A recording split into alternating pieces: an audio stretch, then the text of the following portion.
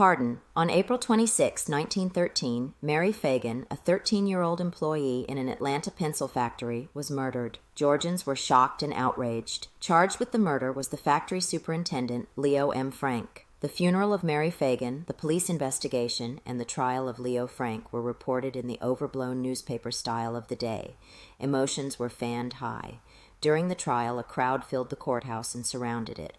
While the verdict was read, Frank was kept in jail for protection. He was convicted on August 25, 1913, and subsequently sentenced to death. After unsuccessful court appeals, the case came to Governor John M. Slayton for his consideration. The governor was under enormous pressure. Many wanted Frank to hang, and the emotions of some were fired by prejudice about Frank being Jewish and a factory superintendent from the North.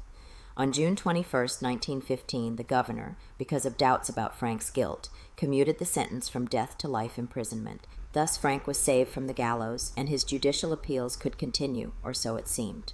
On the night of August 16, 1915, a group of armed men took Frank by force from the state prison at Milledgeville, transported him to Cobb County, and early the next morning lynched him. The lynching aborted the legal process, thus foreclosing further efforts to prove Frank's innocence. It resulted from the state of Georgia's failure to protect Frank. Compounding the injustice, the state then failed to prosecute any of the lynchers. In 1983, the State Board of Pardons and Paroles considered a request for a pardon implying innocence, but did not find conclusive evidence proving beyond any doubt that Frank was innocent. Such a standard of proof, especially for a 70-year-old case, is almost impossible to satisfy. Without attempting to address the question of guilt or innocence, and in recognition of the state's failure to protect the person of Leo M. Frank, and thereby preserve his opportunity for continued legal appeal of his conviction, and in recognition of the state's failure to bring his killers to justice, and as an effort to heal old wounds, the State Board of Pardons and Paroles, in compliance with its constitutional and statutory authority, hereby grants to Leo M. Frank a pardon, given under the hand and seal of the State Board of Pardons and Paroles, this 11th day of March, 1986.